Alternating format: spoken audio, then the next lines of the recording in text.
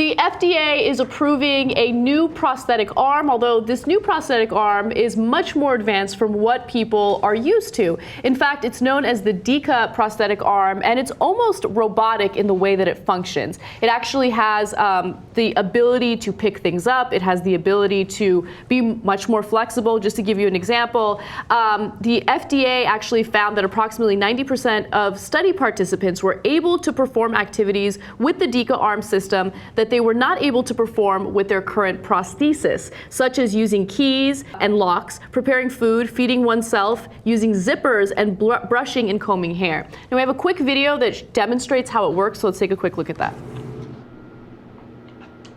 Insane.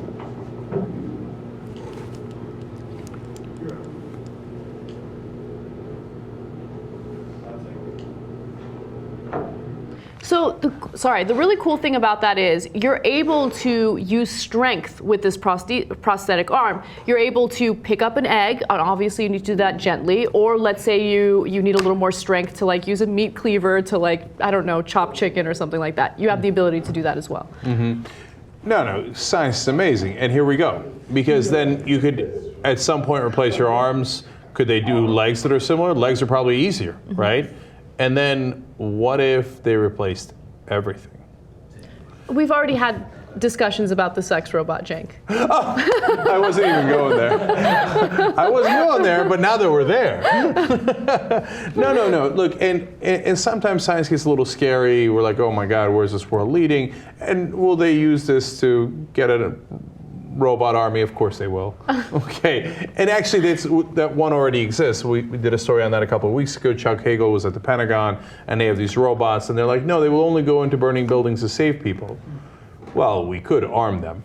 And then they kicked out the reporters and then showed Hagel the real robots that kill people. Okay. They said, okay, now this is over, now the top secret stuff, okay?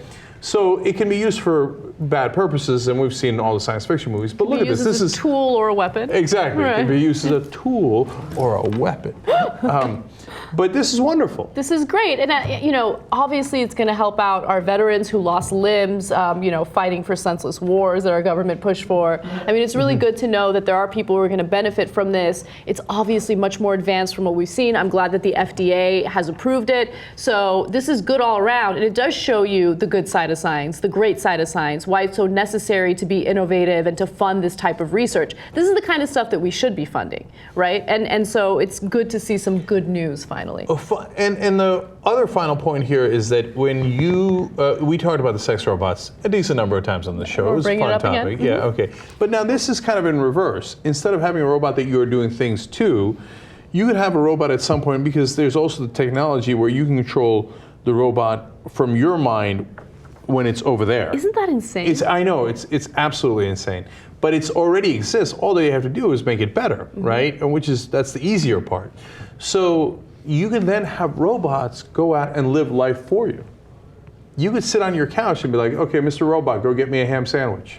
Okay? Okay, so assistant robot is different from having a robot live your life for you. I want to live my life for me. No, but Mr. Robot, go to class for me.